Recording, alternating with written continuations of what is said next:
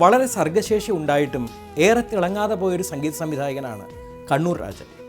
കുറച്ച് ചിത്രങ്ങളെ ചെയ്തിട്ടുള്ളൂവെങ്കിലും അതിലെല്ലാം തന്നെ തൻ്റെ സവിശേഷ മുദ്ര പതിപ്പിക്കുവാൻ അദ്ദേഹത്തിന് സാധിച്ചു. 1974 പുറത്തിറങ്ങിയ മിസ്റ്റർ സുന്ദരിയിലൂടെയാണ് അദ്ദേഹം ചലച്ചിത്ര രംഗത്ത് അരങ്ങേറ്റം കുറിച്ചത്.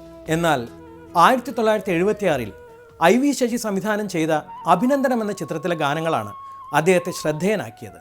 ശ്രീകുമാരൻ തമ്പിയുടെ രചനാപാഠവും അദ്ദേഹത്തിന് തുണയുമായി. യേശുദാസും ലതികയും ചേർന്ന് പാടിയ ഒരു മനോഹരമായ യുഗ്മഗാനമുണ്ടിതിൽ. ലതികയുടെ ആദ്യ ഗാനവുമാണിത്. ഒരു ഗസൽ പോലെ മനോഹരമായ പുഷ്പതൽപത്തിൽ നീ വീണുറങ്ങി, പുഷ്പതൽപത്തിൽ നീ വീണുറങ്ങി, സ്വപ്നമായി നിദ്രയിൽ ഞാൻ തിളങ്ങി, വീണയായോ മനെ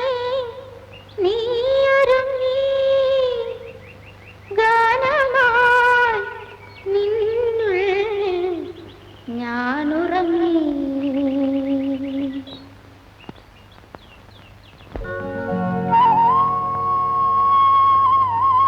പുഷ്പതൽപത്തിൽ നീ വീണുറങ്ങി, സ്വപ്നമായി നിദ്രയിൽ ഞാൻ തിളങ്ങി, വീണയായോ മനെ നീയൊരുങ്ങി, ഗാനമായി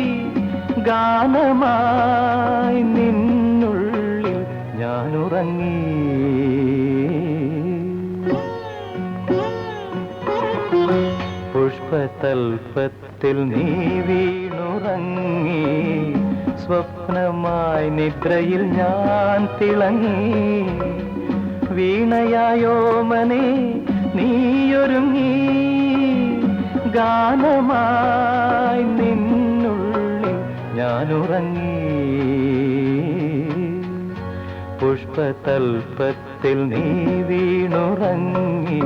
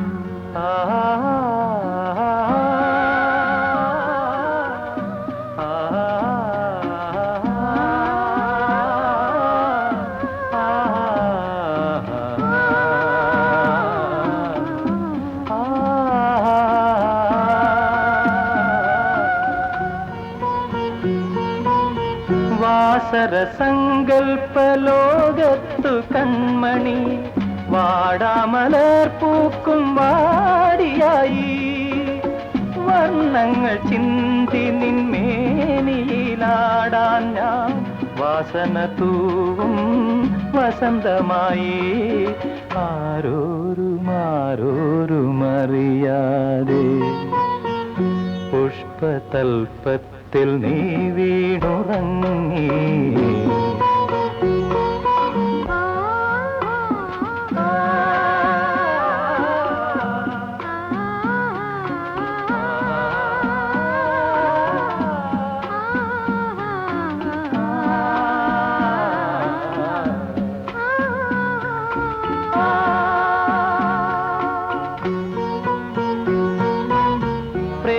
ഗാനത്തിൻ്റെ വാനപഥങ്ങളിൽ ഓമനെ നീരാഗമേഘമായി,